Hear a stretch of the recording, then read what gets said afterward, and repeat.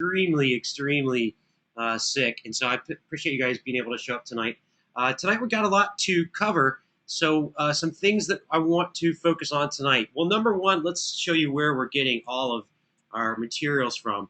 So, in the chance you haven't had an opportunity to follow along with us, first of all, there's some really great loop materials that we're going to use, and I want to make sure that you guys have the same materials that I have. That way, you can kind of replicate what it is we're doing. And either way, that way you have access to the same exact tools, and I'm not really utilizing anything that you don't already have. Um, First of all, before we get started, there's been a couple questions about can we use Logic and use it with Pro Tools and then import files. I want you guys to strictly be using Pro Tools. I know you guys love Logic, and I love Logic too. Logic's really great. However, 90% of what you're going to see in studios is going to be Pro Tools. So it's going to be really important that I make you guys prepared for what it is you're going to see in the industry. Again, 90% of the studios you're going to go to, they're going to have Pro Tools. They're not going to have another application. 90% of these studios as well aren't going to have a huge, large format console like an SSL or a Neve or an AMEC, but they are going to have Pro Tools. So it's going to be really important to get you guys up to speed with Pro Tools. So where are the materials? Log into your DigiDesign account. We'll go ahead and log in. I just want to show you where this 8.5 gigs worth of a library that we're going to be using tonight is located. So once I log in here, cool, now that we're logged in, I'm going to go to look at View My Product Details. And under View My Product Details, we're going to actually see where we get these loops from. While we're here, I want to make sure you guys understand, please do not do your project in Pro Tools at 11. I don't own 11, so I won't be able to open it. Plus, you'll notice that all of the virtual instruments are going to be missing from Pro Tools 11. So in the event that you're on Pro Tools 11, I'll need you to revert back to Pro Tools 10. Now, I'm told, and I don't have 11, but I'm told you can actually run both Pro Tools and 10 and 11 on the same exact machine, which is going to be very super helpful. That way, if for some reason you have already got Pro Tools 11 installed, that's all right. I've been told, and again, I can't verify this because I don't have it, but I've been told that you can actually install Pro Tools 10 and it's not going to create any conflicts.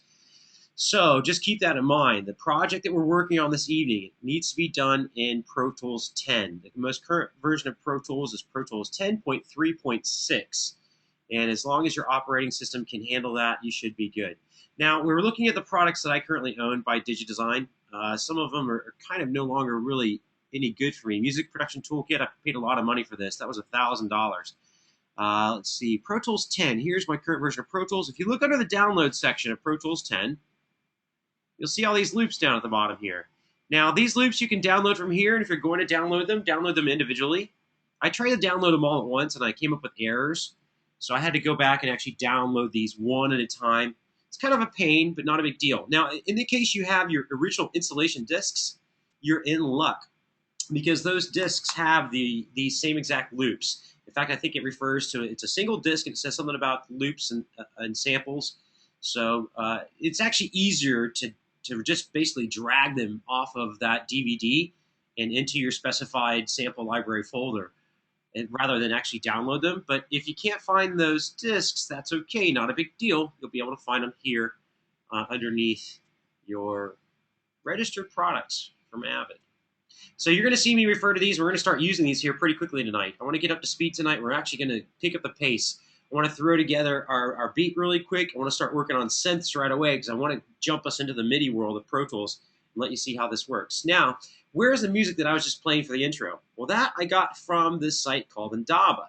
Now, again, if we're already in our very first week session, a little bit of what we're doing right now might seem like a review, but for those of you that haven't joined us previously, I want to make sure you understand where we're getting these items. So Indaba is a website that we're using for the final project. Hopefully you've already started your final project. In the event that you haven't, that's okay. There's still time to catch up, but now's the time to get on it. If you're waiting, don't wait any longer. Start this process tonight. Indaba is a free website. In other words, you don't have to pay for their site. I'll go ahead and post it here so you guys can actually see it. You guys will have the same site. That way you can quickly navigate to it. Now, with Indaba, again, it's a free service. When I say it's free, they give you basically 3 different artists that you can download from. They call those downloads opportunities. So you have 3 different artists that you have a free opportunity to download from. And we picked, let me go back and take a look who we picked. We picked a group called Five Knives. So that's what we've decided to work on. Let me just go through and see what they have actually for opportunities. So once you've created a free account, you can navigate to opportunities. Now, you'll notice I actually have a paid account. And so my paid account means I can download any of the artists that are on here. And when I say download them, we're going to get their original raw files from their session, which is really cool because it lets you see how that artist worked within the scope of their own project. So for instance, here is Fan the Flames for Fire of Freedom. We'll go ahead and hit the play icon. It'll let us hear the original song so we can determine if this is something that we want to use one of our free 3 opportunities. So I'm going to go ahead and just listen to it real quick, see what it sounds like. Notice you get a little play bar that shows up at the very bottom of the screen. And it is currently playing, but not playing out of my current audio interface. Let me take a look and see why that would be. Let me see what's going on here. Direct USB. I have a feeling I've turned the volume down at some point. Let me see. Yeah, sure enough, volume's down.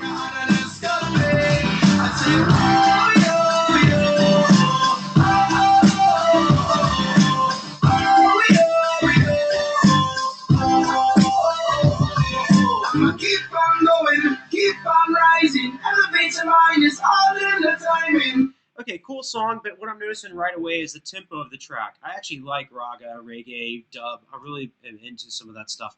But I typically, when I write music, I like to stay within the genre of dance music. And that's going to be about anywhere from, 100 beats to up to 130. And if we're talking about some really fast genres like jungle, it can steep up to 170 beats per minute. This really isn't going to cut it unless I try to do jungle. So if I did jungle, I could leave the vocals as they are halftime and just double my timing. I'm not really into this one. Let's go back and see what else they have for opportunities. Now notice it has this scroll menu up top, but I don't really like this scroll menu. So we're going to scroll down. Notice this lets us see all of the artists that are currently up for remix opportunities. So let's go take a look at what this is here. It says Remix James Song, State of the Art. So let's listen to it real quick and see what it's all about.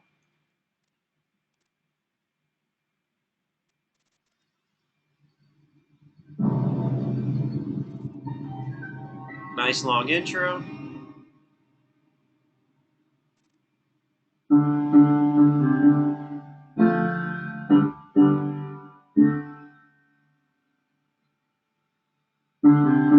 Cool little piano with some atmospheres. I'm actually going to skip through the player a little bit.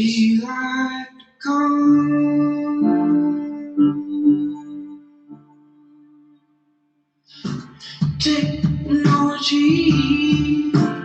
I'm going to stop playback on this one because I'm concerned about the actual tempo.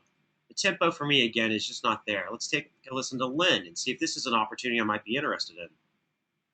I'll go ahead and hit the play icon.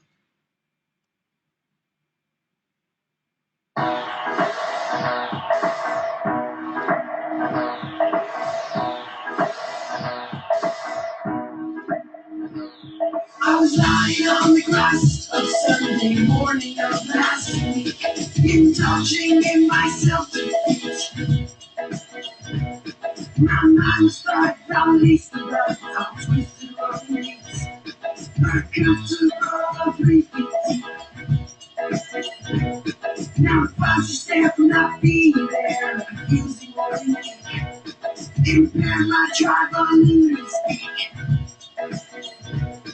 And of course you can't become, you can only say. Now, I already recognize this song as being out. And by the way, I saw somebody mention that they liked a song that I didn't happen to like. That's totally okay. If you're into a slower tempo, don't let you shy away from something that you already like.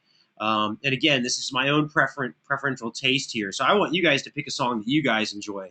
This song I know is already currently out because I've heard it on the radio several years ago. So at this point, let's go back and see what else we got up for grabs. Not a bad song. I actually kind of dig that one. But we've already got one in queue. Just want to see what else we have here for opportunities. Let's listen to Matt and Kim's Tonight.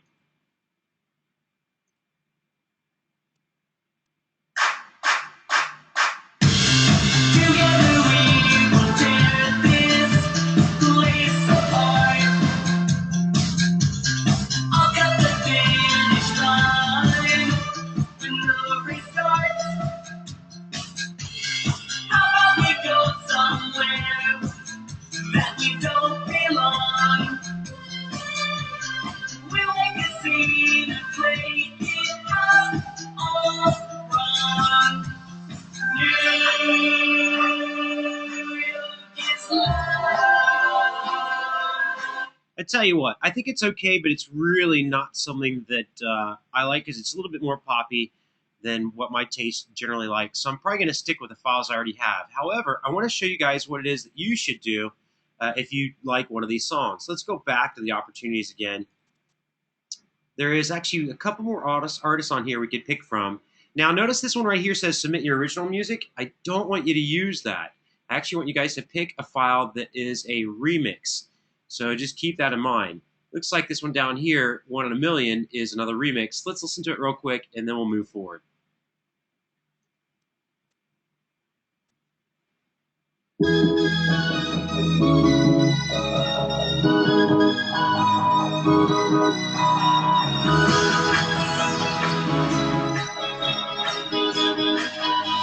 feeling like I'm 1 in a million.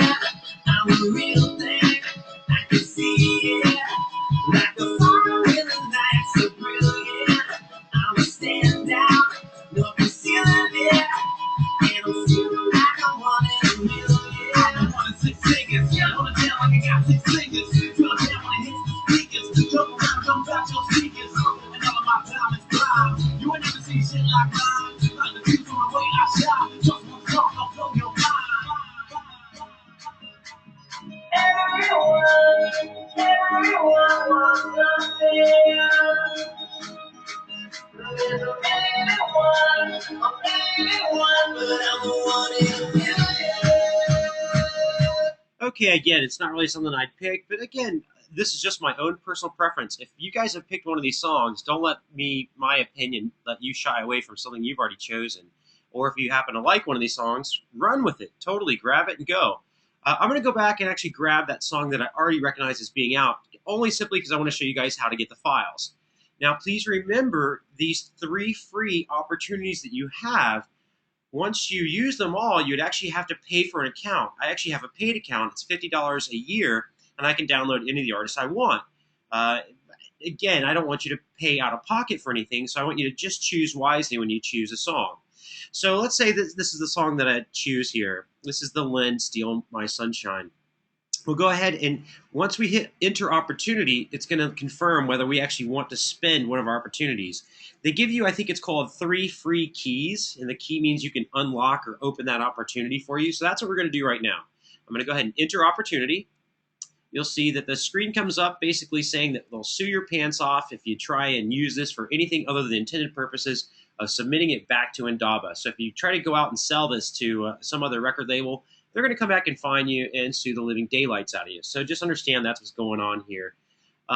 So if we accept and continue, this is where it gets kind of important, because once I accept and continue, I have to stay on this next page. If I leave this page that I'm on right now, I will lose my opportunity to download the files.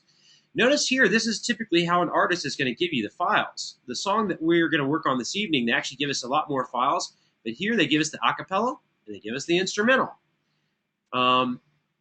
That's actually how most of the remixes that I work on, I'm sent just the vocals, and the vocals are basically what I want you guys to use as well. We're going to strip away tonight the song that we're working on and use just the vocals, but typically the artist is just going to send you the vocals and expect you to work out the song from there on out. Sometimes the artist will be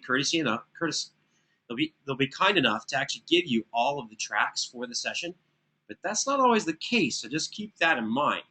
So we're going to go ahead and click download all stems. Remember, once you're on this page, please don't leave it, because I will not be able to get back to this page.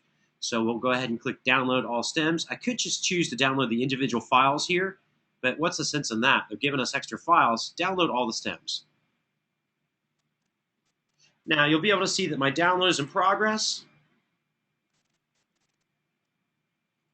And I can see that's going to take a couple minutes to actually download. And I'll show you what I actually do with these files and what you should do with them as well. That way you have a good organizational strategy about how to keep your files. So while this is downloading, this is a good opportunity to open it up for the class. Do you guys have any questions? Anything that you saw in week 1, or anything about any of your assignments, or anything about Pro Tools in general?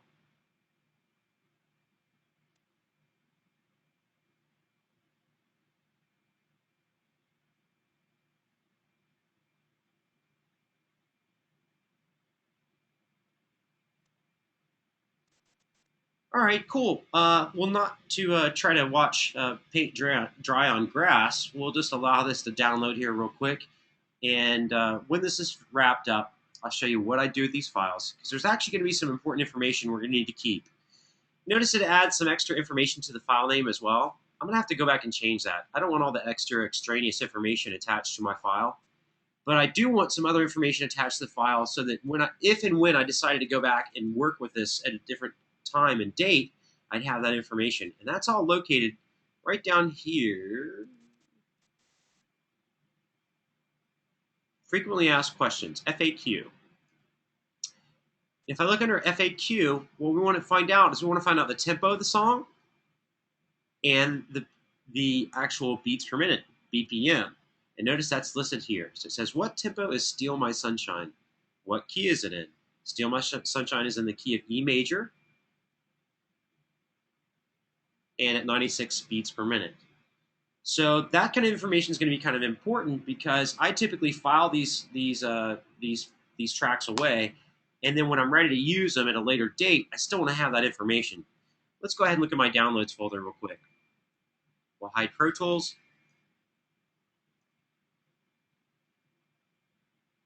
Downloads folder, here we go. Here it is. I'm going to move it out of this folder just to make it simple and easy. Now, I noticed when they did the naming convention here, there's this thing called premium. That's just showing that I actually paid for my account. I don't want that as part of the file name. The artist is Lynn.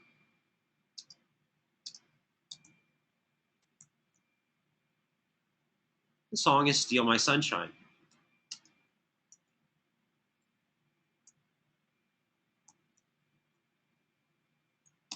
So I'm just getting rid of any of the extraneous hyphens or anything that I don't need. And I don't really need it to say remix at the end because I know that it's going to be my own remix, and any of the other information will get rid of that. But I do want the beats per minute. BPM is 96, and I believe it was E major. Yes. So I'll hide Safari real quick.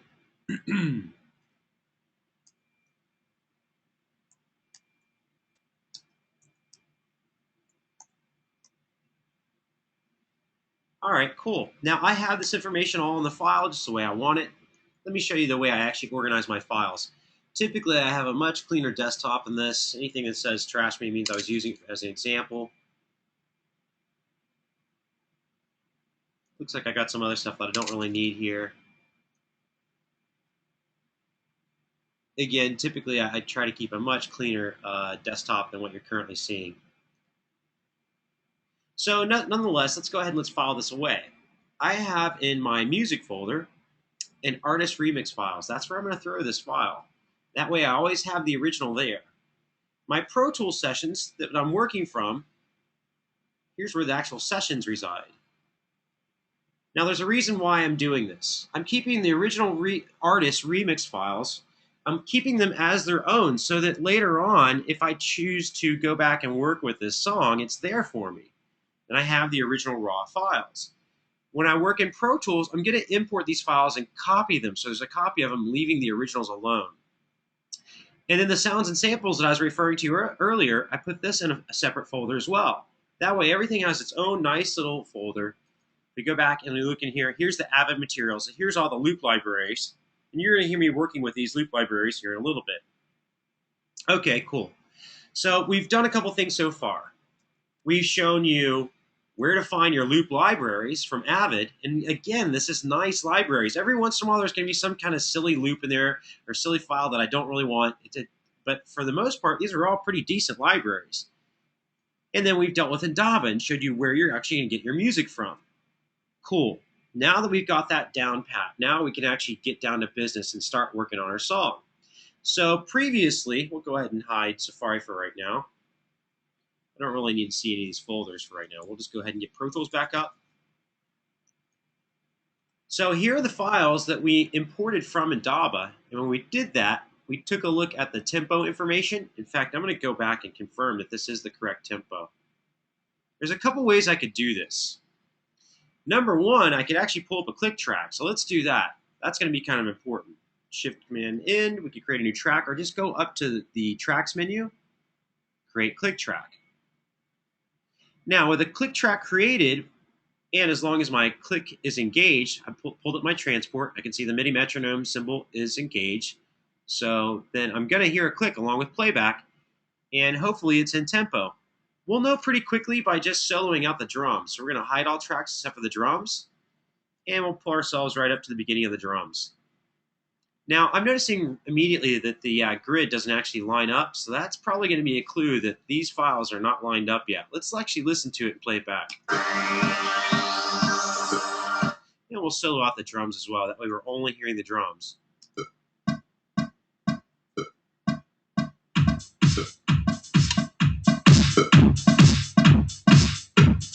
All right, it's terribly off. Sounds terrible. So that means this is not lined up and ready to go.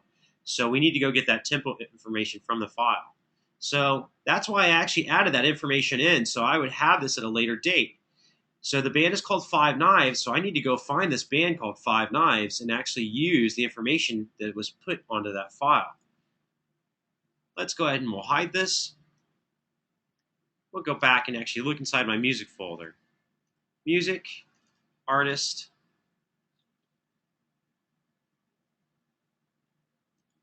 and the song is Five Knives.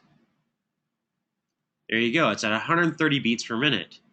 So what I need to do is I need to make sure Pro Tools tempo is the same tempo as the song, and that will alleviate the problem that we just heard. Now, it looks like, quite honestly, I think that we were probably working on this song here, Matt and Kim Tonight. So I might actually close the session here in a moment and go work on that with you guys. But however, I still want to show you this process so you know what's going on. If we hit return, so we're all the way back at the beginning of our session, we can see at the very top here in our ruler view, we can see tempo information. And it's set for the default tempo of Pro Tools, 120 beats per minute. So it actually changes, and you may or may not see tempo as a field. So if you only see the main ruler, then you might want to go in here and check off tempo so that you can see that. That way you can actually access the tempo. Now to change the tempo, I want to hold down Control and click on my tempo. Set it for 130 beats per minute.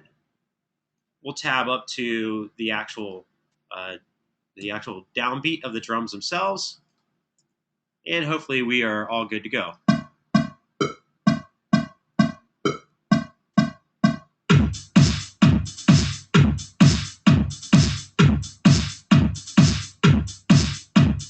All right, we're good with the tempo. We're set. We can actually start working on this. You know what? Jamar just brought up a really good point, and that's that my keycaster is not currently showing. And so anytime I'm like whittling through some of these key commands, it's probably going to be hard for you guys to keep up. Let's go ahead and let's engage that.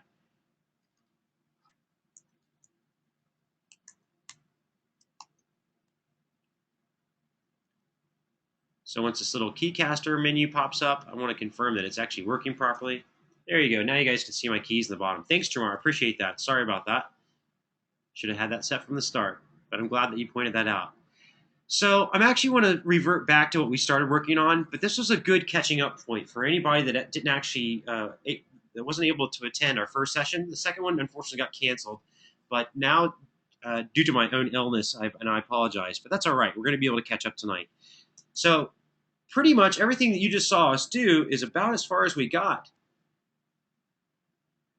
So I want to save my session here. We're going to close this, and let's go open up that Matt and Kim. So we'll use Pro Tools File Open. I'm going back into my Pro Tools folder that I showed you a moment ago. And let's go look at Matt and Kim. And I believe this is the session that we were working on last. So let's take a look. And basically, we got about as far as you saw. We basically just got the tempo set up for the session. Let's audition it so we can get familiar with what the actual song sounds like.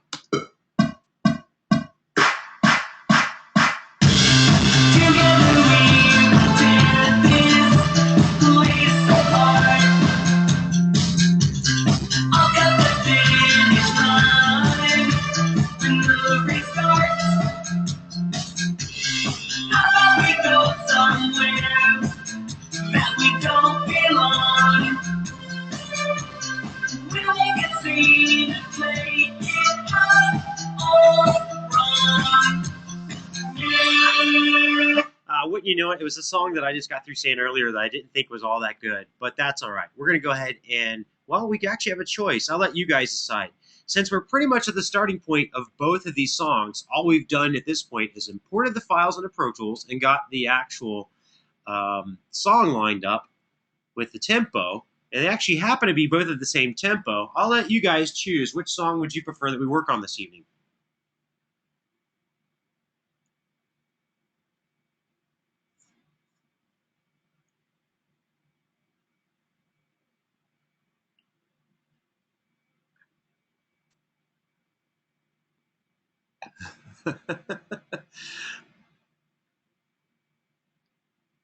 So far, it's pretty divided. Okay, looks like I have 2 votes for Tonight. 1 vote for Steal My Sunshine. Oh, now it's divided. We have 2 votes for Tonight and 2 votes for Five Knives. We're looking for 1 more vote to be the tiebreaker, and then we'll move forward.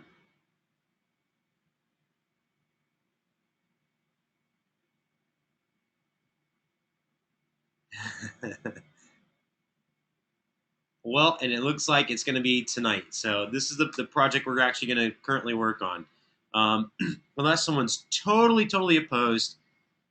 Rick's not having it.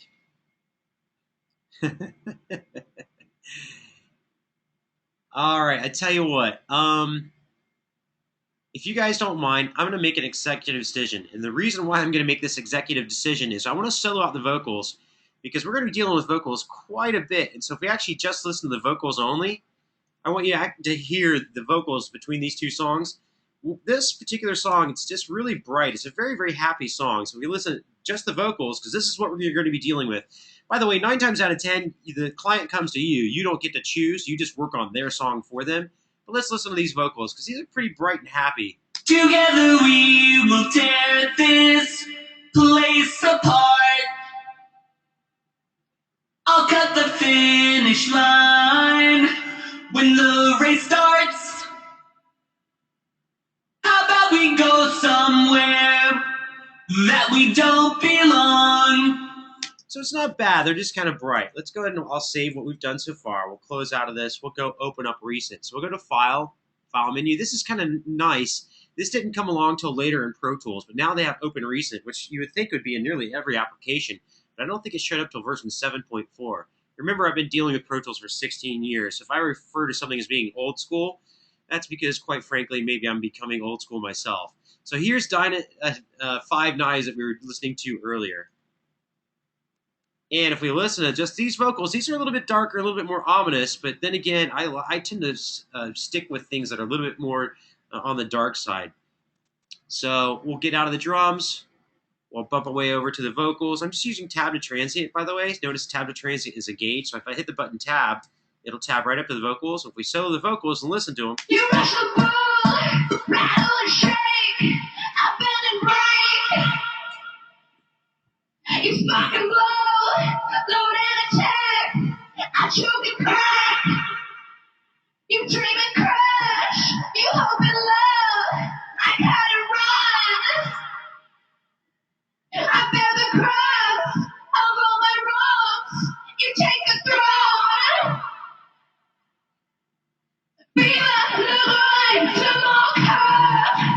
Wow, nice one. Wiley just brought up a really old school reference, Lords of Acid. Nice. Yeah, these are really kind of dirty, distorted vocals, but I typically go for projects that are not quite on the poppy tip. I kind of got my start in pop music, and while I love pop music and I still listen to the radio from time to time, I typically stand with a little bit more of an underground stance, and that's okay. So let's do this. We're just going to run with what we got here, because I kind of want to just dive into this and get started and show you guys what's up. First of all, the drums are good, but I want to put my own flair into it. So I want to start utilizing some of the materials that we already have and that I showed you guys earlier. So let's start utilizing some of those materials. So let's do this. I'm going to do a save as version, which will keep my original, but will put us into the brand new save as version of the session. Because I'm going to start deleting tracks. And before I start deleting tracks, I want to make sure that I can have a way of backing up to the original. So, in fact, let's do save as. We'll call this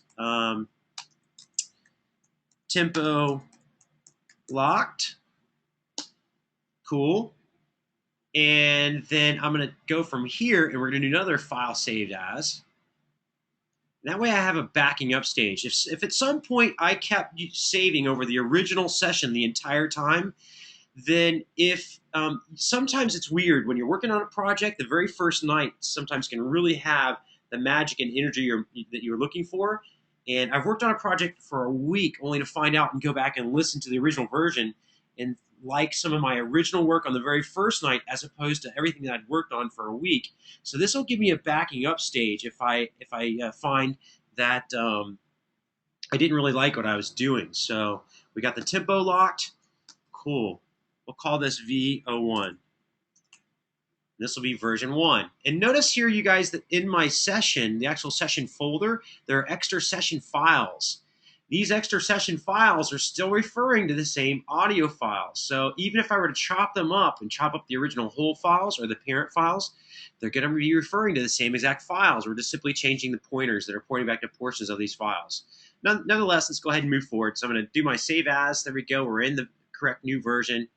Save as, by the way, automatically always puts you back into the latest new version. So just be aware of the behavior of the different forms of save. If I did a save copy in, it leaves me in the old session. If I want to be in the new copied version, you would actually have to close out and go to that session. So just keep that in mind. All right, first of all, I'm going to ditch the drums. Why? Well, because I'm going to replace these drums really quickly here. So I want to show you how this is done. We could hide these and make them inactive, but I really don't have to do that because I already have the older versions. So for right now, just to get it out of the way, because I'm never going to use these drums again, we'll go ahead and delete them for now. Notice it was the track name that was highlighted. And there's one other special behavior that happens whenever you delete a track. Some of you might have been really keen on some of your reading. So let me throw this one out there and see if I can throw somebody a bone. There's something that happens whenever you delete a track. It actually has to do with functionality of Pro Tools. Yes, nice one, Brian. Nice one. That was quick, ninja style. Yeah, just be aware that whenever I undo, let me show you here. We'll cancel this. So let's say, well, actually, that's not a good track to do it on. Let's do it on the bass track. Let's say I delete this, and then I decide to delete the drums. Oops. That was not at all what I meant to do. Let's delete these. And this will be a good example because I just created a delete of tracks. And now notice I'm hitting Command-Z, but that edit that I created is not undoable. So you have 32 levels of undo inside of Pro Tools. Let me show you where that's stored underneath your preferences. When you guys first install Pro Tools, it actually defaults to giving you 16. And I don't know why they would do that other than on old school systems, a system that doesn't have a lot of memory, that would actually save you. So right down here at the bottom, this defaults, if I'm correct, it's been a while, but I know on older systems it would default to 16 levels of undo. You can bump this up to the maximum level of 32 levels undo. However, some things will actually get rid of your undo queue. And in fact, deleting a track will do that. Not a big deal because I can just stretch this back out to the original whole file, but that can sometimes paint you into a corner, so just be aware of that behavior. We'll go ahead and delete the drums. Because remember, I'm going to replace all these drums. And I want to show you a really daft way of pulling in new drums. So if we play this back now, I don't have any drum sounds.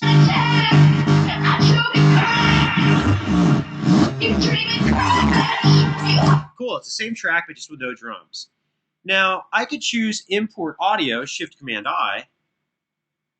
And this is a standard import method, but this import method will not allow me to audition my new sounds in tempo with my session. So here I'm going to throw out another question to the class. What form of import would I want to use if I want to be auditioning my files before they're imported into Pro Tools, but also be able to play Pro Tools in the background and have my new files, even though they're not currently in that correct tempo, but they will play back in the right tempo? Yeah, several of you nailed it, the workspace window. That's why I want to show this off to you.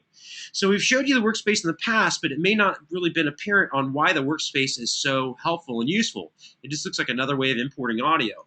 Notice that I'm resizing my windows, and I want to explain to you why I'm doing that. This workspace browser window that I'm going to use, again, Command equals will take you back and forth between the two main windows in Pro Tools, your edit window in your mix window. And then I'm going to bring up the workspace browser and I'm going to kick it off to the side over here. But I want to leave a little open space so I can always get back to it if I want to. But I'm going to almost use it as though it's the clip spin, even though it's not. So I'm trying to assimilate some of these things so that you guys can be familiar. I know you guys are kind of stuck on Logic, and that's because your last course with Dave Croft was such a good course. And plus, Logic is a great application. So I'm trying to show you some similarities of ways you can use Pro Tools and try to get it to work similar to Logic. So let's show you what we're talking about. Underneath your Windows menu, or if you know the quick key, it would be Option semicolon. And again, if you don't know the quick key, no big deal. Look underneath your Windows menu. Go to Memory Locations. I'm sorry, not Memory Locations, Workspace Browser. Faux pas. And we got to navigate back and find the sample folder that I created with all of the Avid samples that I want you guys to download and start using. Again, it's a great resource. I just want you guys to have some of the same materials that I have. So if I look underneath my Macintosh drive, this kind of extra window can go away. Don't really need this one anymore because I want to look underneath my users. I want to look under John Barry. And let's go down to my music.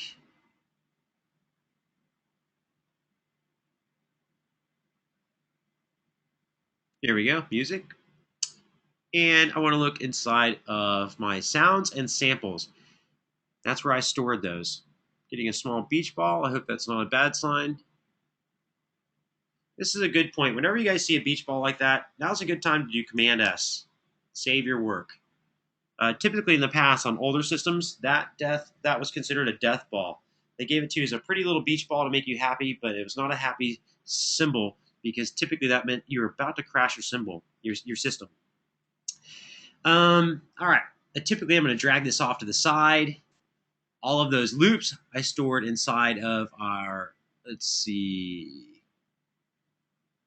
sounds and samples, Avid materials. And let's go back. I already know this is more of the dance beat, so let's try what we've got underneath our dance. And let's see what we have here. Tell you back. Let's go back one level. We could even try out some of these others if we wanted to. For right now, just to save time, we'll go ahead and stick with our dance genre. If I look underneath drums, I'm going to go for something that's a little bit more of a break beat. So we've got this hardcore break beat. So the original track was a straight beat, just a regular 4 on the floor. I think this might give it a little bit more grit and oomph if we try out some of these samples.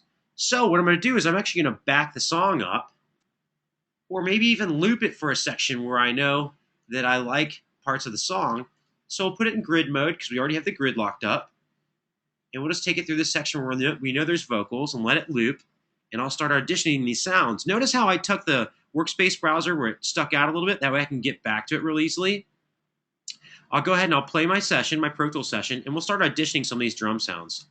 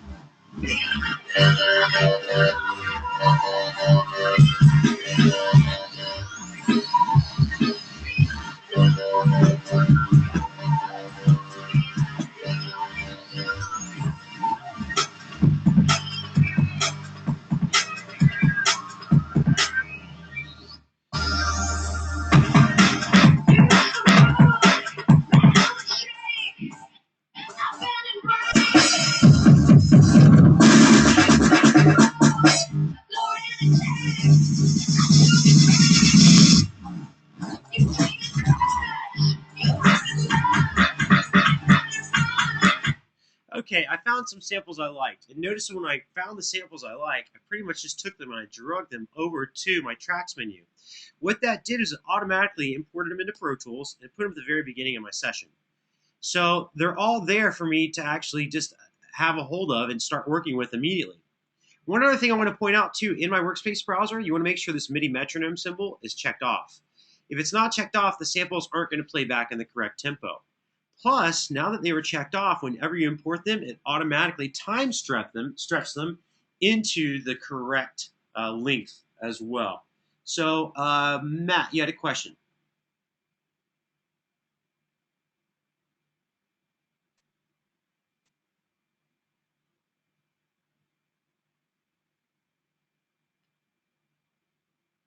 Yeah, go ahead, Matt. You had a question about the samples. I assume you're probably typing right now.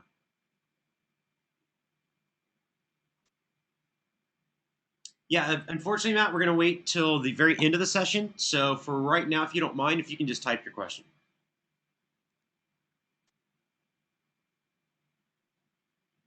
Okay, yeah, not a problem. Cool. Um,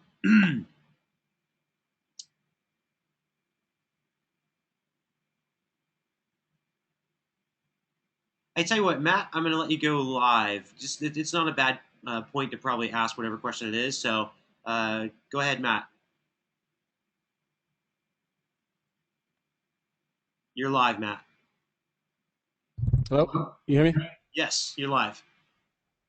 Okay. For those samples you just drung in, those are the tempos match on those or what? No, that's why we're using this workspace browser. I'm glad you asked that. Take a look here. Notice all these samples, and if you want, I'll go back and I'll actually show you in the original folder. So I put them inside my music folder. I went inside my sound and samples, and you guys can put them wherever you want. I just like to keep them real nice and organized. So inside my sounds and samples, these are some of the libraries that I currently own. I actually have a huge library that I don't want to store on my computer, but I want a little bit of stuff on my computer. That way, if I ever need to work and I don't have my hard drive with me, I still have some stuff to work with. So we're using these Ava materials. These are all the Ava materials. And so we went inside of Dance DJ. I went inside, I believe it was drums. Let's reorganize these as lists. And there was hardcore breakbeat. So here's all the drum sounds we just used. Notice the actual tempos are listed. But when I use my workspace browser, as long as this MIDI metronome symbol is highlighted, it will actually automatically time stretch the samples and make them play back with the session's tempo. Now, the benefit for this is, how many times have you like heard a sample and you're like, oh yeah, it's going to sound wicked in my track, only to import it in your track and find out that it doesn't quite fit with the overall body of the way your song would really be written. Like, it sounded great in your head, but when you combine it together, it's like peanut butter and mayonnaise. That's not a really great sandwich. But when I was importing my audio, I was working off a construction kit. It actually changed the tempo of my track.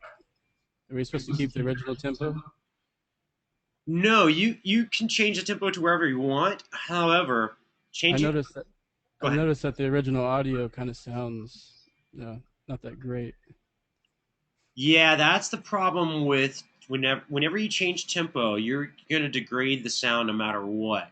So I typically will try to just stick with the original tempo, only because if you're making something faster, that means you're taking samples out. If you're making something slower or stretching it out longer, well, think about 44,100 samples per second. That means you're stretching those samples out, and then the DAW has to interpolate what should have been in between there. Think of it like the samples as a loaf of bread.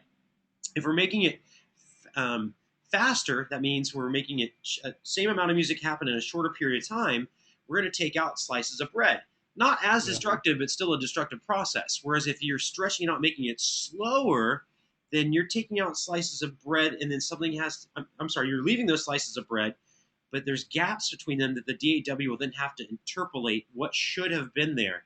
And 9 times out of 10, the time stretching algorithms in most DAWs just really aren't that great. Okay, so I should probably start over then, huh? Well, I mean, that's totally up to you. If you think it's shredding the sound to a point where it doesn't sound good, then I mean, it's totally, it's your preference as a producer. I typically want to keep everything sounding as tight as possible, and by as tight as possible, I mean keeping the original sounding as good as possible. Yeah. Does that make I sense? think I might file it in the trash bin, start over. Well, it's totally up to you. I mean, if you've already got a bunch of great work done to it, I don't want to make you have to start over. But your question's a good one. Yeah, it's already done, but as the audio quality of the vocals kind of sound out of place. Yeah, it sounds like probably they're not in tempo with the song, and that's why one of the first things you guys saw me do is make sure I have the grid locked in Pro Tools.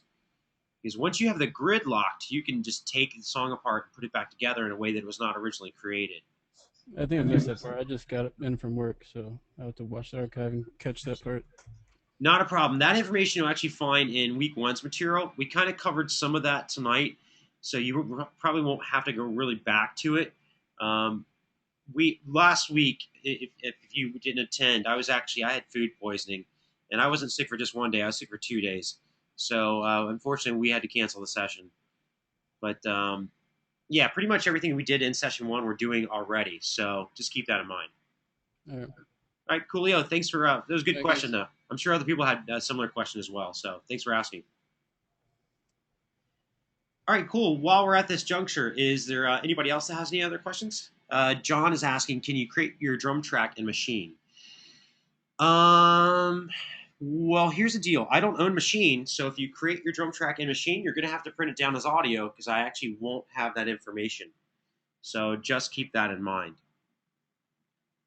Any other questions while we're at a good stopping point?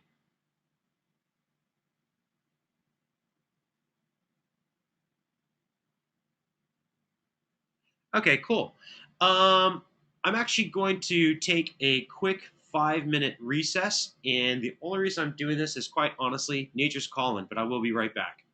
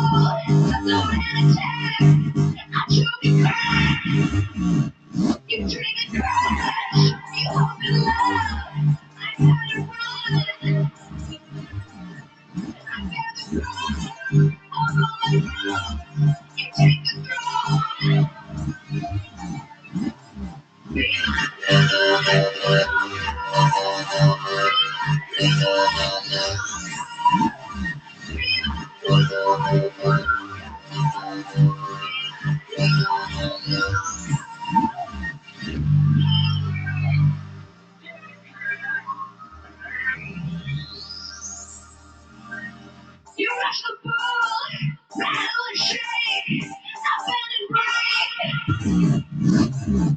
You rock and roll, blow and attack. I choke and crack. You dream and crash. You hope and laugh. I had to run. I bear the crown over my road.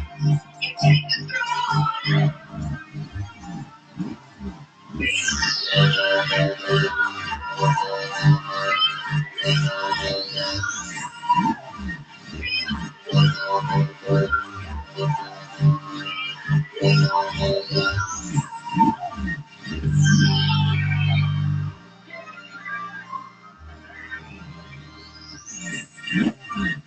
You rush the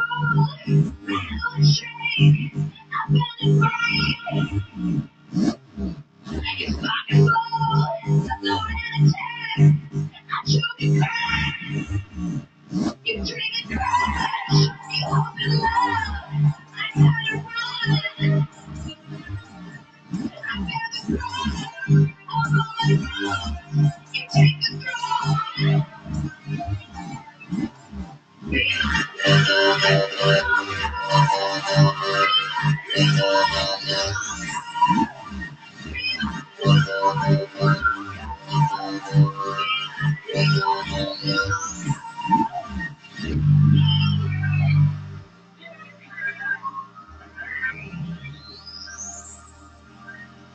rush the ball, rattle and shake, up and break. You rock and roll, load and attack. I choke and crack. You dream and crash. You hope and love. I try to run. I bear the brunt of all my wrongs. You take the throne.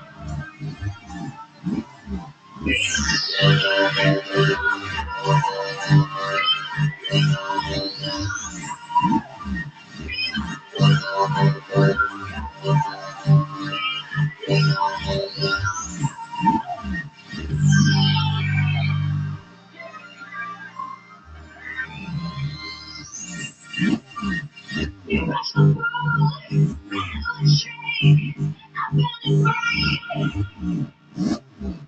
You rock and roll, load and attack. I choke and crack. You dream and crash. You hope and love. I try to run.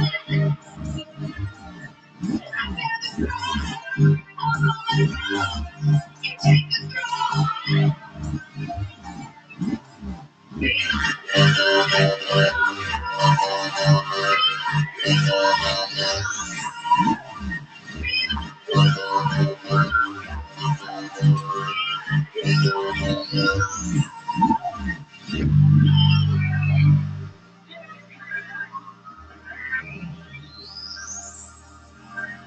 You rush the ball, rattle and shake, up and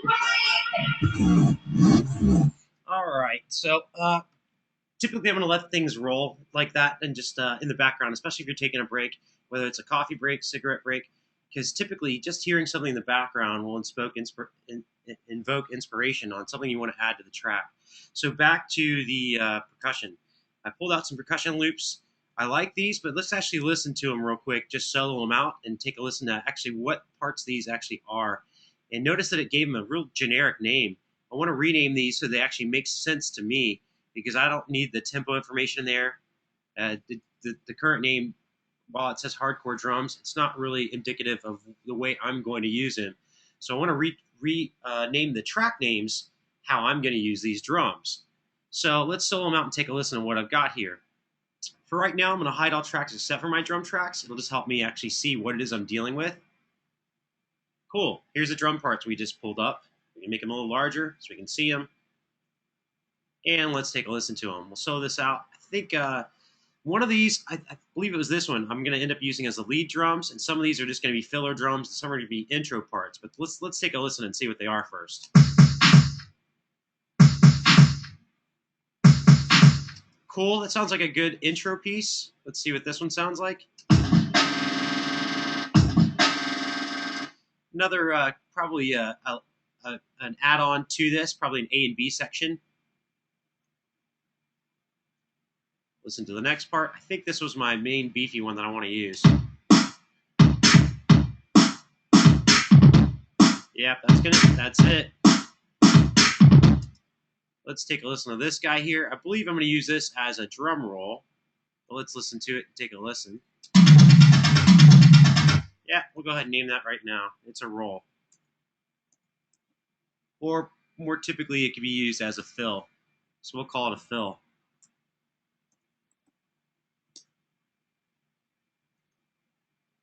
We'll call this lead drums or lead percussion.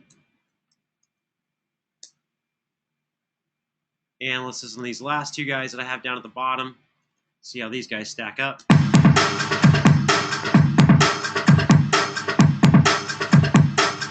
Pretty cool sound. I like that. Let's listen to the one below it.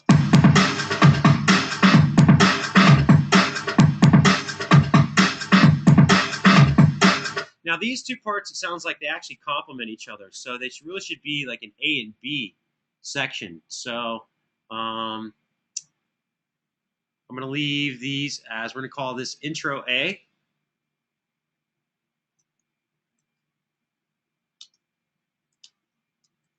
And notice I'm just going to copy the name, so I'm going to highlight it, and then Command-C to copy, because we can go to the next track to name the next track without having to hit OK and double-click on the track name. Just by holding down Command and using our arrow keys, we can arrow over to the next track. Command-V to paste, and B. So again, I can Command arrow to the next tracks. We'll go down. There's that fill. These sounded pretty good. I'm not exactly sure where I'm going to use these in, because I like the two up top to be intro sections. I'm going to maybe call these Bridge A and Bridge B.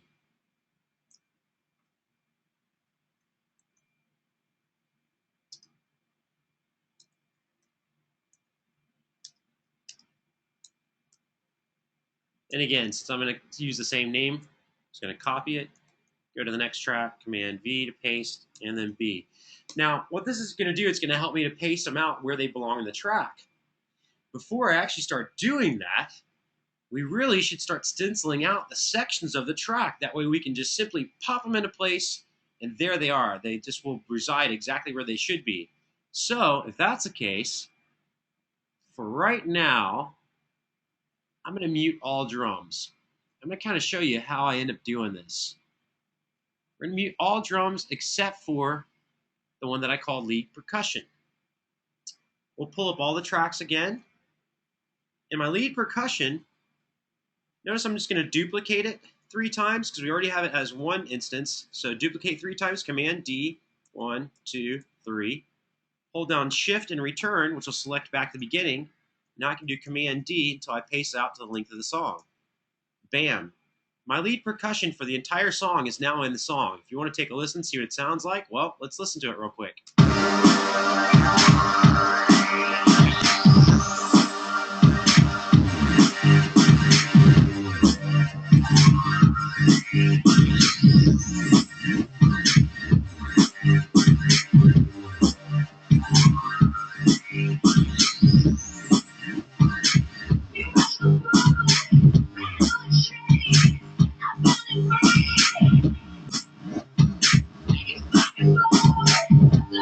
You get the idea.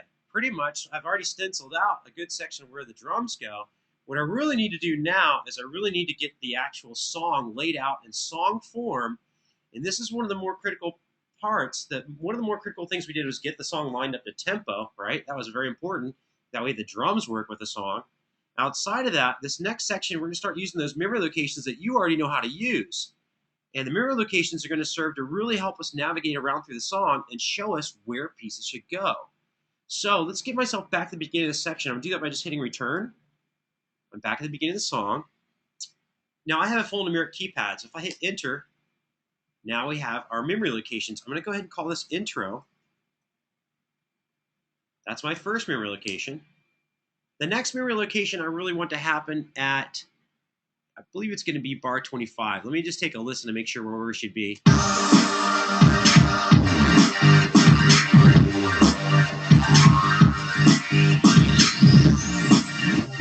So bar 25 is really still part of the intro. Bar 33. Notice I'm in grid mode. So if I try to put my selector down on anything but bar 33, well, actually in this case, we need to zoom in quite a bit.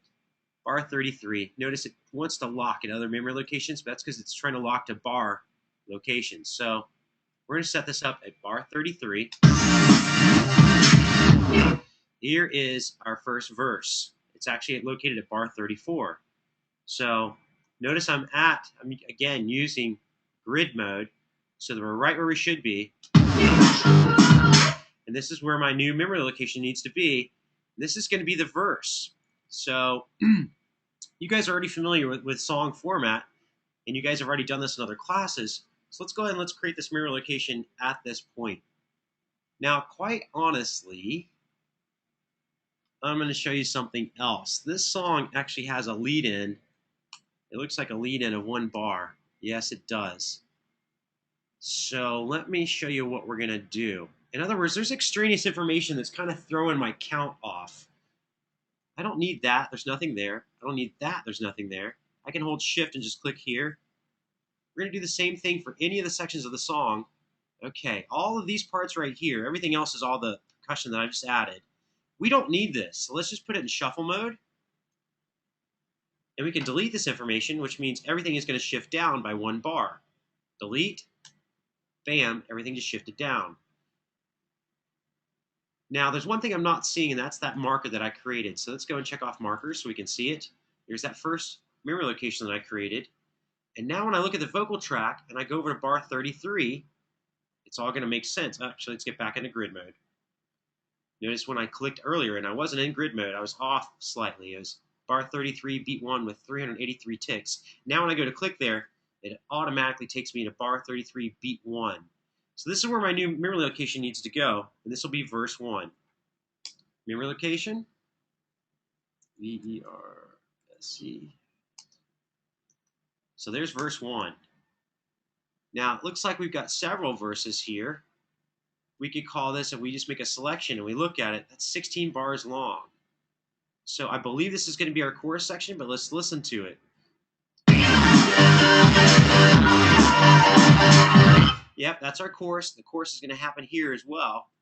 Slightly off. There we go. Here's our chorus there as well. So we can call this verse 1 and verse 2 if we want. It could be a verse that's 16 bars long. I'm going to go ahead and cut it up into verse 1 and then verse 2. So create another memory location.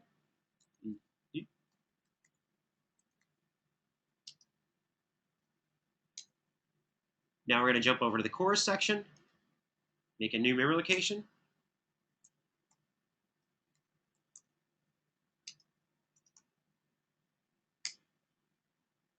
Now it looks like after our chorus section, I need to actually listen to it because I believe the chorus looks like right at the end here, it goes back into verses. Now, understand that this, what I'm doing right now is the verses explain, they kind of explain the story of the song. By the way, I typically, I haven't even listened to what she's saying as far as the storytelling, but the verses are going to open up the song into explaining the situation. The chorus gives you the theme of the song. So let's go ahead and let's listen to this chorus section. I'm going to make it a little bit longer because I think we're going to be able to hear that it starts to go into the verse. Notice how this is a really small selection on screen. To get this to actually fit the screen, if you hold down Option and hit the F key, that will fill your selection, which is really nice. That way I can see things. We can also stretch this out just a little bit. I'm using my vocals as my guide track to figure out how I should lay the song out. So let's listen to the chorus section. It looks like chorus ends here and goes back into verses. Let's listen and just see.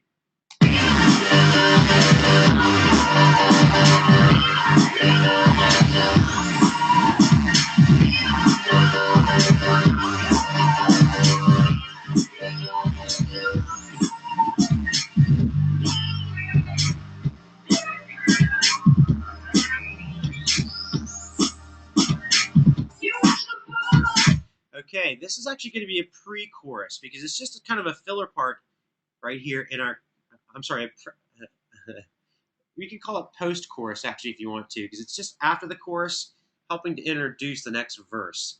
So I'll put my selector tool here. Notice I'm also in grid mode. It puts me exactly at bar 57. We'll call it post-chorus.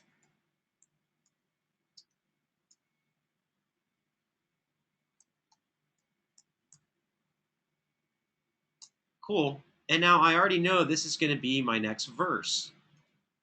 I don't even have to listen to it. I can tell just by looking at it and knowing the chorus just happened, we're ready for a new verse. We're ready for something to start explaining more of the story.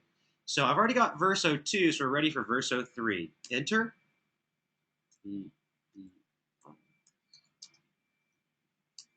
And remember, we already know that I was doing them in 8-bar increments, so if I just select here, and again I'm in grid mode, and I see there that's 8 bars, then I can just put my selector tool here and know that this is going to be verse 04.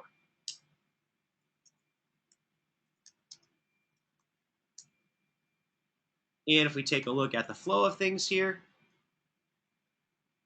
that's 8 bars long as well.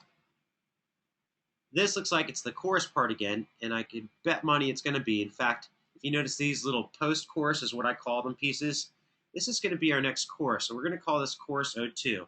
But first, I'm going to go ahead and put my selector at the beginning of where it starts. Enter.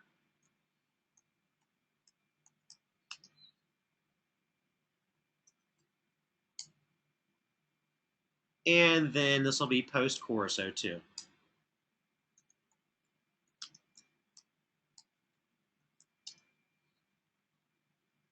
Sorry, I like to keep things nice and capitalized.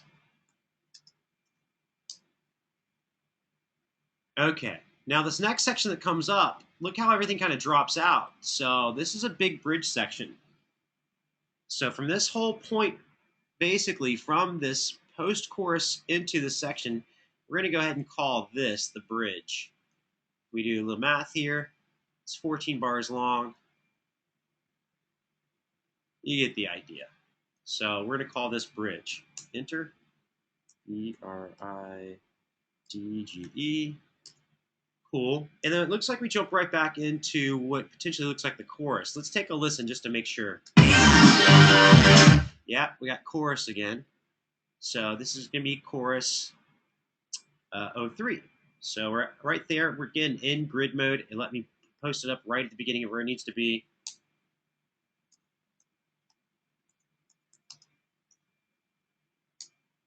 Excellent. Cool. I already know the chorus was 8 bars long for the last one. Make a selection here.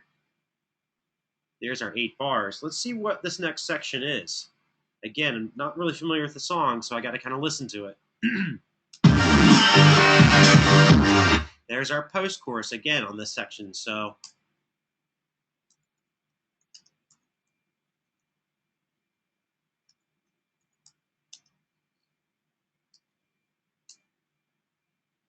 and it looks like we're going to jump right back into a verse here. Let's take a listen just to make sure.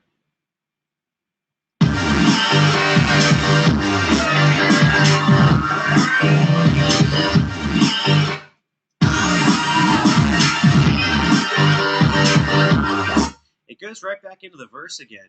Let's take a listen to that. You can see there's those little jiggity parts there. And back into post-chorus section. So they just basically repeat a small section of the chorus at this section here. And it looks like that's going to be the wrap of the song. Go ahead and name this CH.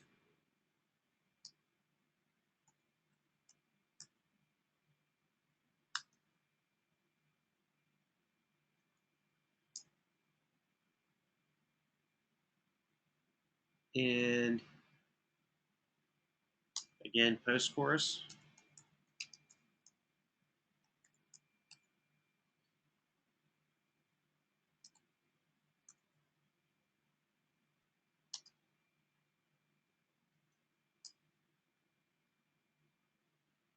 And then again, it looks like post-chorus on the outro.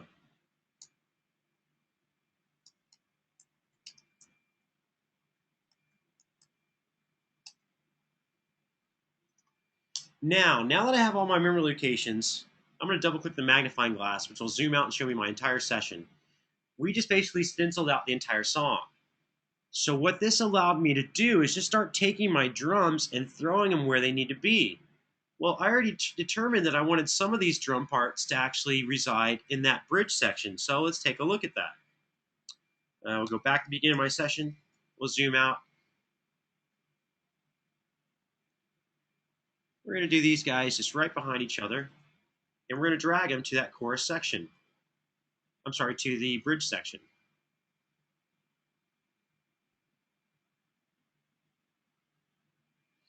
Here's where I determined the bridge started. Let's kind of zoom into it so we can see what's going on. Looks good. And I know that these are going to happen right up until that next chorus comes in. Coolio. Now when this section's in, I don't really need the other drums. And this will create a nice little contrast through that section. Just to give you an idea of what that's going to sound like, let's give it a listen.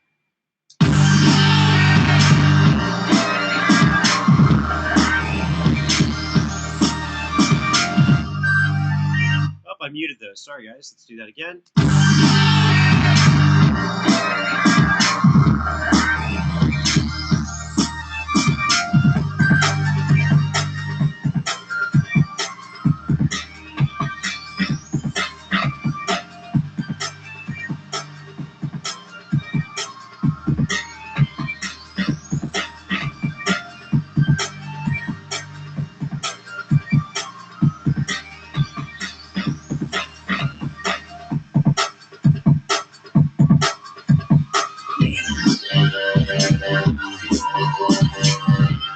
It all just kind of fits right in because we've already figured out the sections. Remember that fill? That fill would probably be a nice introduction going back in out of this bridge. So let's go down to the beginning of the session. Let's grab our little fill buddy here, and let's put him where he belongs. Looks like our fill would do good to fit in right here, but notice the grid. We're going to have to change the grid slightly to get it to fit in. And for this fill section, I may decide just to go ahead and do a fade from this point out. So we'll do a fade out. And that'll help that fill to kind of introduce itself. So give you a listen.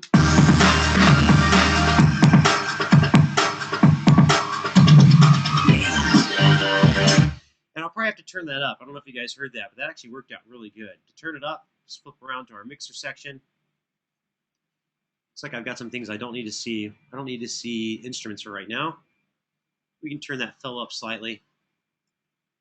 And it'll give you a better idea of what this sounds like.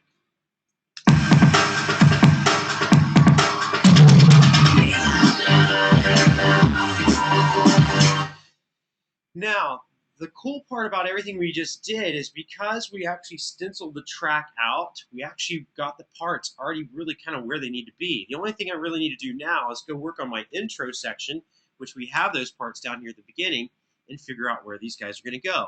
Well, we have kind of a rather long intro, so I'm actually going to show you some techniques I like to do to help introduce the main beat. This technique I do is basically getting rid of a bunch of frequencies. So I'm going to take this right here, and this is the original lead percussion. I'm going to go underneath Audio Suite, and we're going to suck out a bunch of the actual sonics to the pieces here. I'm going to get rid of all the low end, so we'll pull up this plugin here. And this plugin is basically an Audio Suite plugin. Notice this is very different from actually throwing up an insert. This will allow me to render down the sound and paste this effect to that file because I know I only want it to happen for a certain period. So instead of creating automation, I'm just going to paste my effect that I'm working on here to this file. Notice I have the audition button here, and I'm going to use this audition button here in a second. But first, let me just let you hear it as the raw file so you can hear what it sounds like. All right, it's the loop. What I'm going to do this loop is let's get rid of all the low end. So I'm turning on a high-pass filter. I'm going to suck out basically a good portion of low end, stuff that I just really don't need. Because we're going to help introduce this into the song in a kind of unorthodox way. Let's listen to what I just did. I took out all the low end.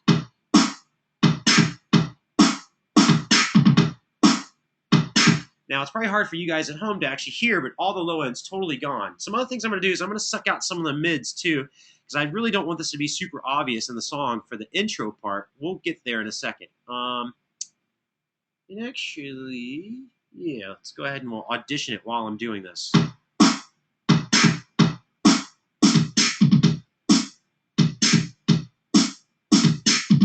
Cool. Now, I got rid of a lot of the lows. In fact, all the lows. I cut them out. We sucked out a good portion of the mids. I'm actually going to get rid of some of the highs, too, because once this lead kicks back in, I really want it to have some oomph. If we have a large contrast, then it'll give it that oomph that I'm looking for. So I could just pull it down here. Let's take a listen to what this sounds like. Cool. I'm going to go ahead. We'll go ahead and render that down and process that. Now, to let you hear the difference between these two pieces, so you can see what I'm talking about giving this some oomph, let me solo this out. I'm going to change my grid a little bit. So what you just saw me do is paste that effect to that file, but that way you can actually create a large difference between the two. Let's see what it sounds like if we solo them out.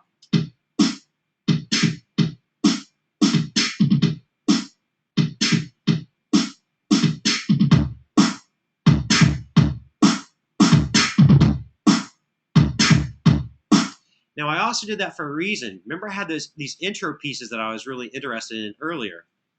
We'll solo these out and let you listen to these because these are going to help introduce that main beat as well. But notice that they're a little bit more stagnant. And we have this piece here as well. So let's actually put these together and see what these actually sound like together.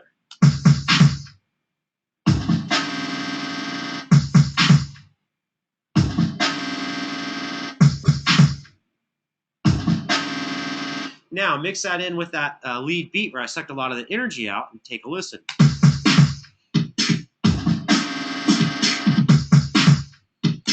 And that basically is going to build my intro. So we can just duplicate that out. Shift return, I'm going to go ahead and consolidate it, Shift Option 3, which is just paste it in one long file. That way I don't have them as jagged files. And now we've got the intro for the song. It's pretty much already there. We'll go ahead and play it all the way through so you can listen and see what it sounds like, what we got going on.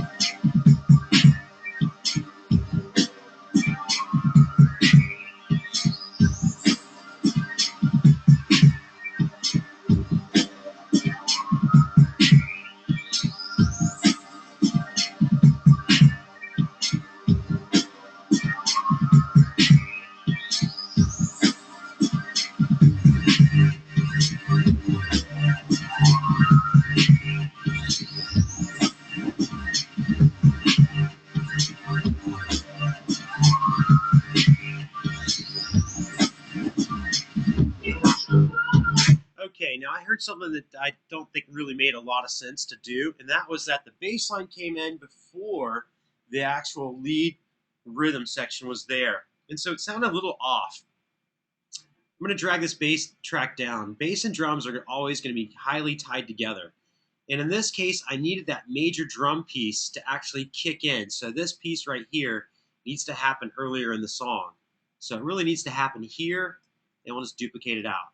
Oops, wait a minute, that was slightly off. It needs to be here.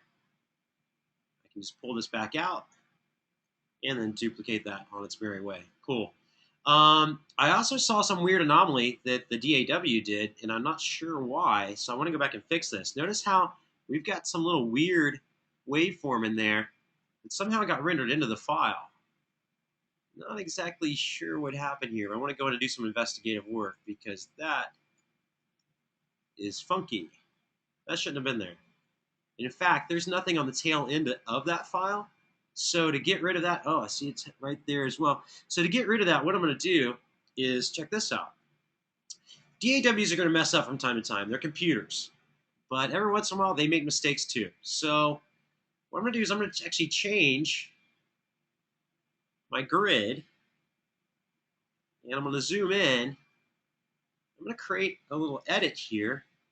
Create a fade out, only because there's nothing there supporting that, and a fade in here.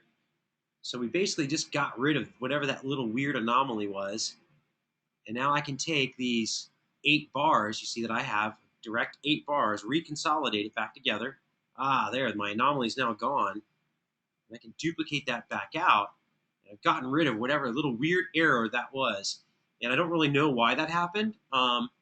It's not really saying that Pro Tools is a bad DAW. You know, programming algorithms will make mistakes sometimes, and that definitely was one. Let's take a listen to what I just did. So I got that little intro going, and I want to show you something else as well. Since I already have this little lead loop going, and these are my intros, well, why not sneak this in a little bit more sneakily as well? I don't think sneakily is actually a word, but we'll call it a technical term for now. I'm actually going to create a fade in for, that looks good, 16 bars. And that'll help introduce us as well. Let's go back and take a look at what we did for the intro of the song.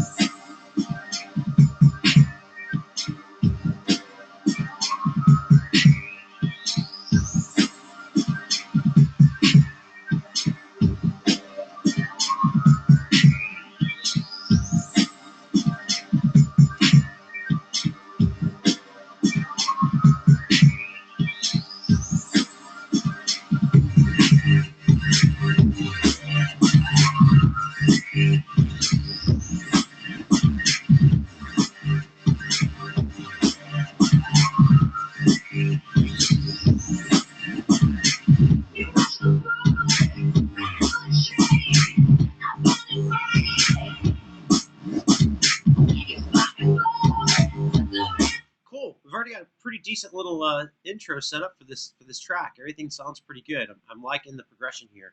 Now I want to switch gears here because we only have a little bit of time left, and I actually want to jump into some MIDI stuff with you guys and get you guys familiarized with some really cool things that you can do within Pro Tools with MIDI. Does anybody have any questions about anything they've seen so far with what I've done?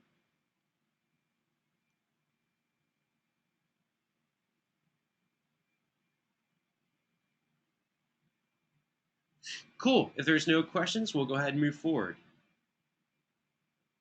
All right, cool. By the way, guys, I'm just checking out your chats, and so in the event, if I ever miss a chat, sometimes they'll scroll fast.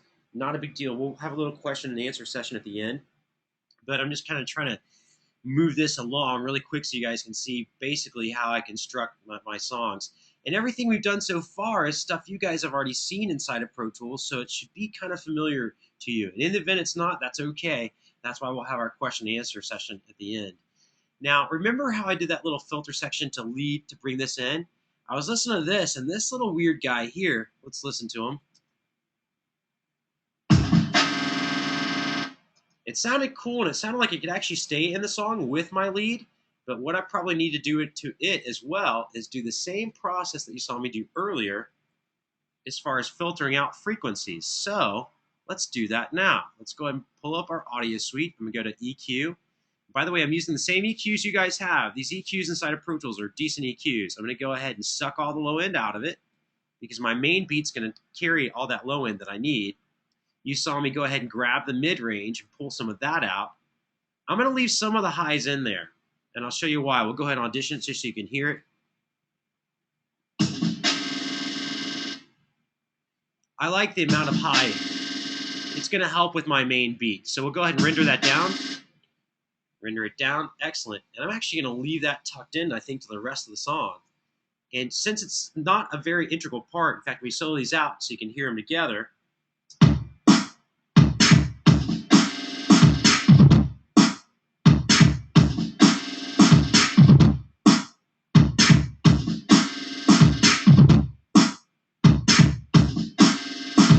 It actually just gives that lead rhythm a little bit more oomph because it's kind of naked, that lead rhythm. We're going to actually add some more percussive pieces next week.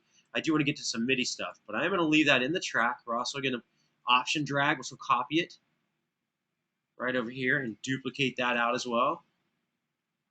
Looks like we might be able to drop one of these last loops. Not quite sure. I don't think it'll make a difference, but there you go. So I like the percussion where it's at right now.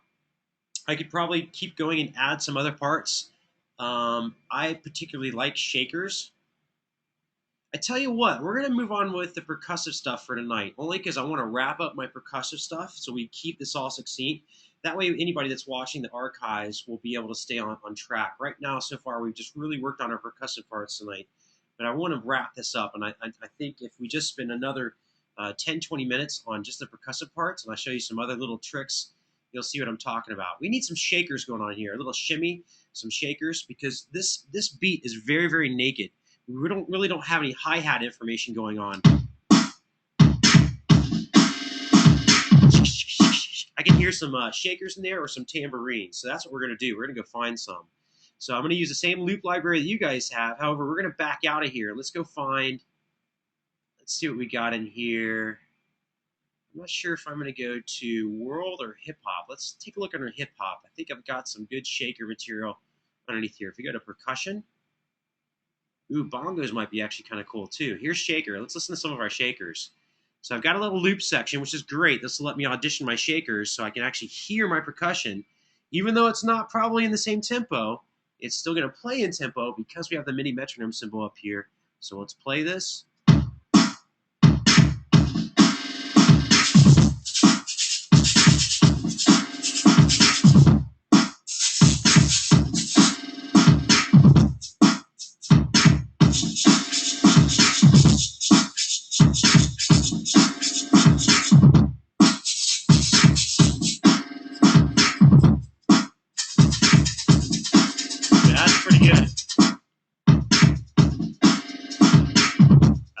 That's nice.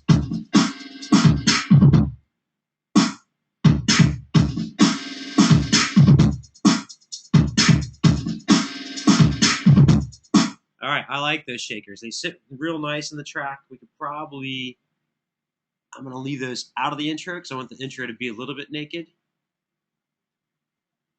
And they're going to stay inside the rest of the song. Option drag to copy. I'm just holding down Option. Many times when I do one individual key command keystroke, it's not going to show up under Keycaster, so that's why I'm going to call those out for you guys.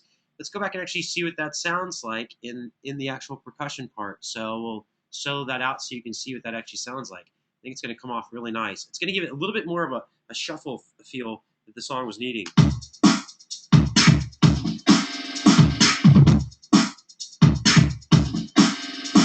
Yeah, nice. That sounds good. So I'm going to leave that playing, and then we're going to go find, I'm going to see if we got some tambourines that might work, and maybe even some cowbell to really funk it up. You can never have enough cowbell. I'll play this back.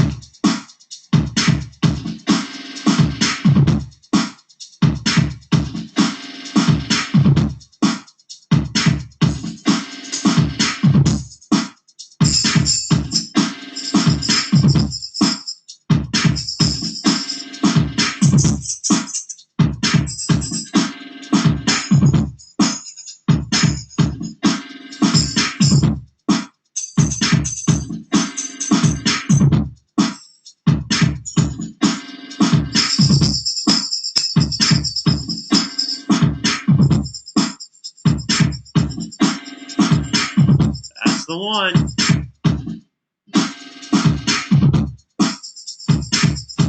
Now, this part right here, this tambourine, I don't think it's going to need to be in the choruses because the choruses are already chewing up a good amount of vocals. You can see the vocals are actually standing out in the chorus section. They're a little bit thicker. So I'm going to leave it out of the chorus sections. It's only going to happen during the verses. But since I already have the verses stenciled out up top, it's going to be real easy to figure out where these go. Hold Shift, select them all. Option drag. In fact, I'm going to put them outside of the, we called that the post chorus. We're going to leave that there as well. Duplicate right on up to the chorus section and then follow suit. Same with the others. So let me see. I want, let's actually start naming these tracks as well so I know what these are. These are my tambourines.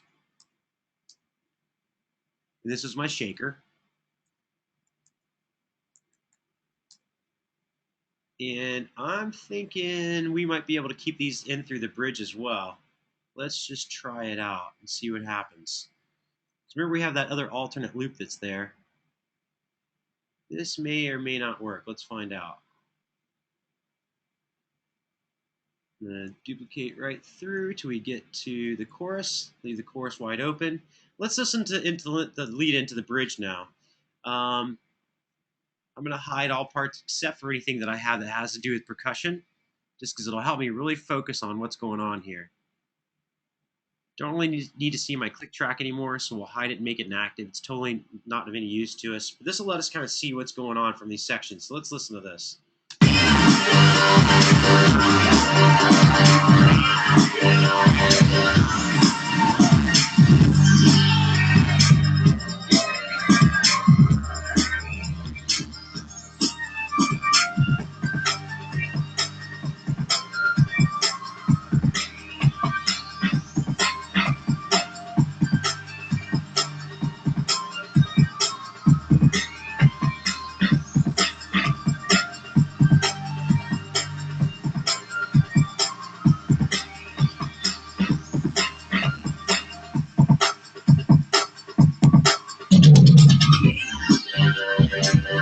Now, without those shakers, I'm actually just going to play this section leading into it, and it's going to sound really naked without the shakers or tambourines.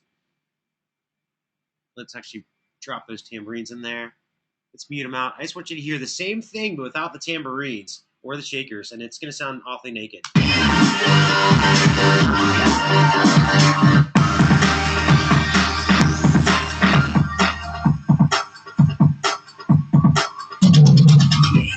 You know what?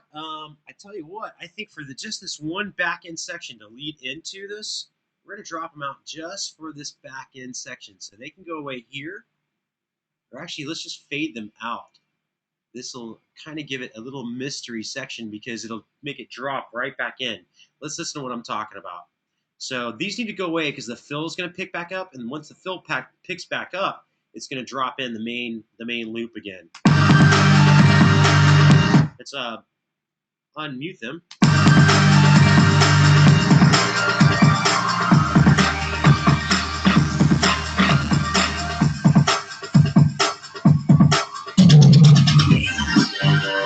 And then they need to they're actually good. We don't need them in the chorus section, but they are going to come back in during other parts of the song. So let's pick them back up during.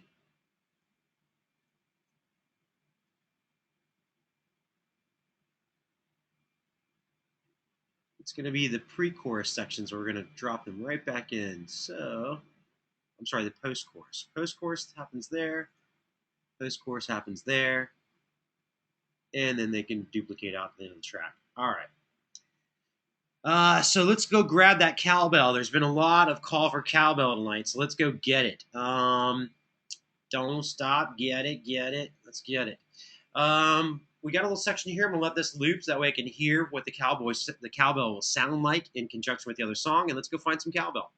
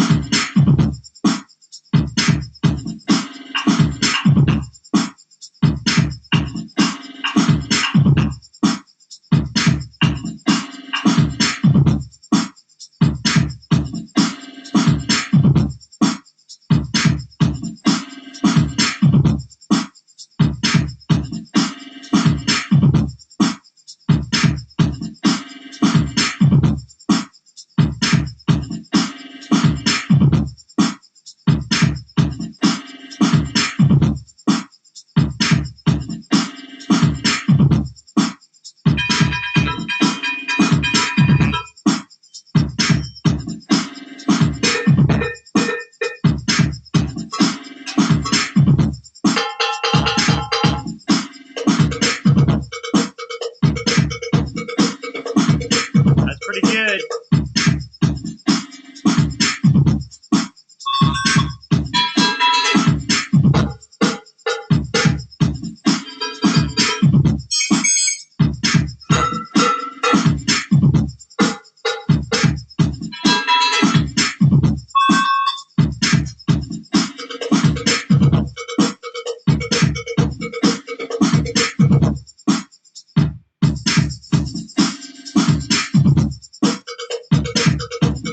All right, we got our cowbell. It's back at the beginning of the song. Basically, with the cowbell, I'm just going to probably follow the tambourines or maybe drop it in and out. How about this? How about cowbell goes where the chorus is? Since we already know where these sections are at, this makes it really easy to place pieces around. Like, I think we said we were going to leave these parts out through the chorus section, so let's drop them out here. And let's throw in cowbell there. We know we got chorus happening here, so we'll drop out the other parts, throw cowbell in there. I actually might leave shakers there. I think shakers are going to sound good with that. So I'm going to actually option drag some shakers in here. And let's see what it sounds like through these sections. In fact, I'm going to let it roll here for a second. And we're going to start wrapping up our session here. Next week, we're going to cover a good amount. I left out any of the MIDI stuff. And for those of you that are really excited about checking out the MIDI stuff we're going to do tonight, I apologize. But we just really needed to get our percussion nailed down. And I think we've done a really, really good job of stenciling out where everything should go for the track. So let's take a listen to how these parts sound real quick. I'm going to listen to a good chunk of it. I'm going to want to listen to part of this verse. So we'll start off here on into, I don't know. This looks like a good spot. Let's just take a listen, see what we got. I'm going to unsolo everything. Actually, I'm going to leave it soloed for a second just so you can see what our percussion sounds like. Now let's just go on solo.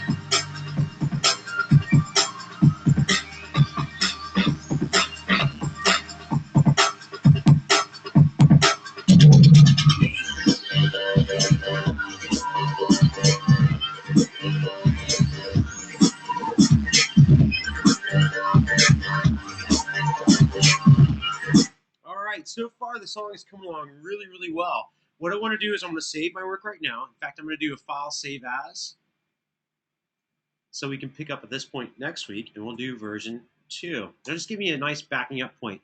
That way, if next week I start working and I don't like my work, we can actually get back to the original. Let's save my work. I want to close this session. I want to just go back and remind you guys of where we came from just in this one evening tonight. So if we go back and we open up to just our tempo locked so you can hear what the original session sounded like, quite a big difference. I mean, the original had a straight beat version. We basically took it and put some funk into it by giving it a break beat, add a lot of really cool percussive elements, and you're going to hear how I think you're going to find that this version is now going to sound somewhat stale in comparison, but hey, I don't want to brag on my own work. I'll let you decide.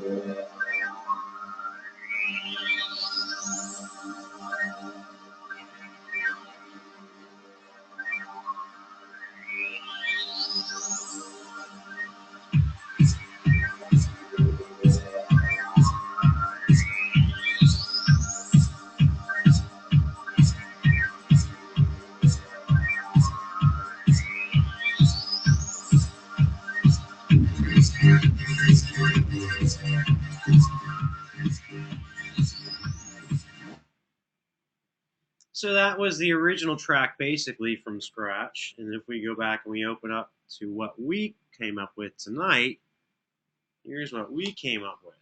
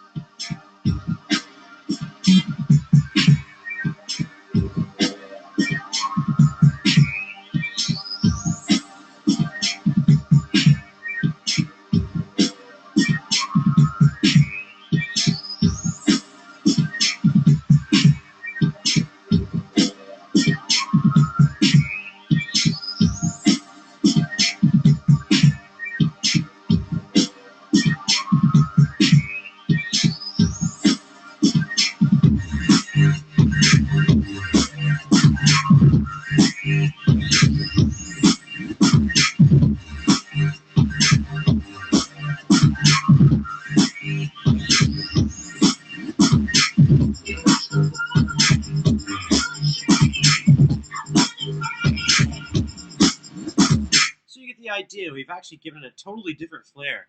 The song's taken on an entirely new direction, and so far we haven't even replaced any of the synths yet. So the next week's goal is we're going to get rid of the synths and we're going to get this thing mixed down. And if you notice, this is pretty simple. So far, we really haven't done anything outside the scope of what you guys can't do. We did miss getting into the synths tonight, and I apologize. We will definitely take care of that next week. In fact, we have to, because what I want you guys to present to me is basically a brand new song with nothing but the original vocals. So you're going to replace all the original parts. Please don't turn back into me the original song with just one drum loop changed. I've had students do that in the past and think they're going to get by and that I won't notice, but it's really going to be apparent in your work. I'll be able to tell pretty quickly. So I want you guys to get creative with this. I'm really showing you really easy ways to make it easier for you to become creative. I know these things can be very frustrating and difficult, especially when it's brand new to you. And setting up your tempo was the very first thing. Very, very important. The next thing was stenciling out the song. It seems really simple, but another thing that you can do once the song is stenciled out, notice here I just pulled up my memory locations window. Now that my memory locations window is open, if a producer says to me, go to the bridge section, I don't have to noodle around. I just simply click on it, hit play. If you ask me to go to verse 1, click on verse 1, we're at verse 1, hit play. If I go to verse 3, hit verse 3, hit play. By the way, you can do this while Pro Tools is playing back as well. So the music's going to be a little bit loud in the background. I'll turn it down. I'll just so you guys can hear what I'm doing. We'll go back to me the song. Okay, the song is playing. If you ask me to go to, let's see, chorus 3, well, I see that chorus 3 is listed as memory location 12. If I have a full numeric keypad, all I have to do is hit period, which is on the numeric keypad, period, 1, 2, period. So period, 1, 2, period. I'm at the post chorus. If I want to go to chorus 3, it's period, 1, 1, period. Period, 1, 1, period. So some of the things I showed you guys tonight had to do a little bit with navigation and getting around and understanding song structure. But once we actually nailed down the tempo and then we could actually slide in the song structure, it allowed me to take these little pieces and just fit them into the song and notice how quickly and easily it came together. By the way, the sounds that you guys heard, every single loop you guys have access to. So I'm not asking you to reduplicate what I have. You can do whatever you want. I'm just showing you some creative ways of utilizing Pro Tools and being able to truly remix somebody else's song and make it your own. Next week, we're going to work on the synths themselves. We're going to replace the bass line entirely. We're also going to replace the synth lines. I'll show you a couple little vocal treatments we might do. The vocals on the song are already distorted, so we're not going to be able to sweeten them up. They were distorted intentionally by the artist. So there's no way to really recreate that, but we will do some effects to it. So cool. This is a good time to open up for a question and answer. Jamar had a really good question. Is it okay to add your own vocals or say rap on a remix? Absolutely. I think it's wicked when you guys do that. I've only probably had a handful of students do that in the past, and 9 times out of 10, it comes out really good. In fact, this song in particular, I could hear some really dirty on. So that'd be really cool to hear that. So nice.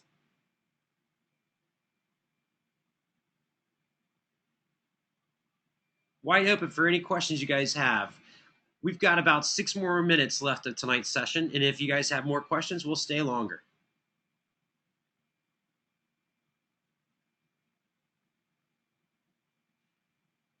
By the way, since these vocals are already somewhat distorted, it might be cool for you to actually, if you're more than welcome to totally replace the vocals if you want to.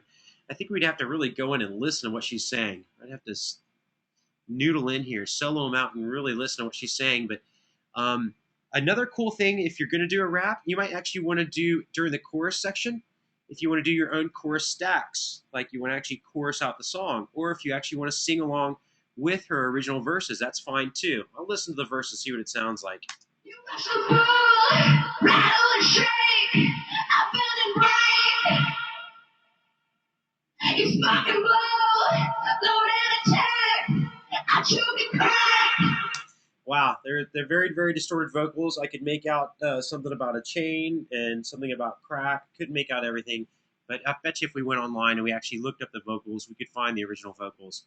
In fact, nearly anyone who's a fan has gone and posted someone's vocals, even if the artist hasn't done it. So if you wanted to know the vocals and replace the vocals, you're more than willing to do that, and I'd like to hear them.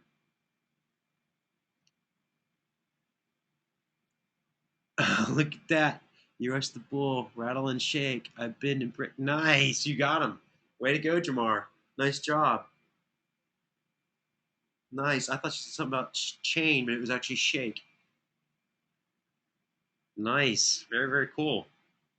So it sounds like you've already got to step up on this, Jamar. Very cool. Looks like you're about ready to hit this one. So some questions from anything you guys saw me do tonight. This is a great opportunity. If you saw me do something and you're not sure exactly what I did, there's probably another one of your classmates that has the same question. Please don't be bashful about asking any questions. And in fact, if you want from here on out, I won't even mention who's posting them. Although if you're posting them to the chat, everyone else is going to see as well. And by the way, I am going to go ahead and type out my iChat.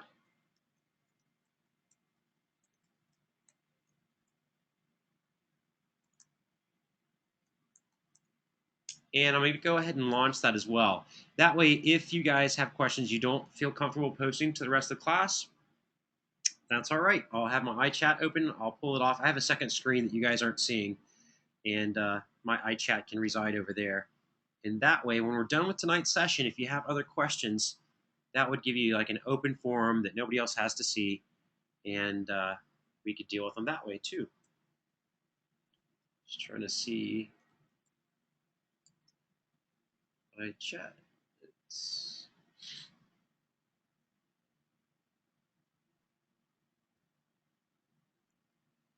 Well, cool. Looks like you guys, I'm hoping you guys had a good time. I'm hoping you're entertained. I know it's difficult to sit in a lecture environment and stare at somebody play around with a DAW, but I hope you guys actually were able to get inspired by a couple of things that you saw me do. Next week, we're going to add on to this. We're going to attack Virtual Instruments Headstrong, and we're also going to wrap up with mixing this down. Since we don't have a lot of tracks on this, it'll be actually really cool to be able to mix it down. It'll be pretty quick and easy. Looks like my messages is still trying to launch. Login.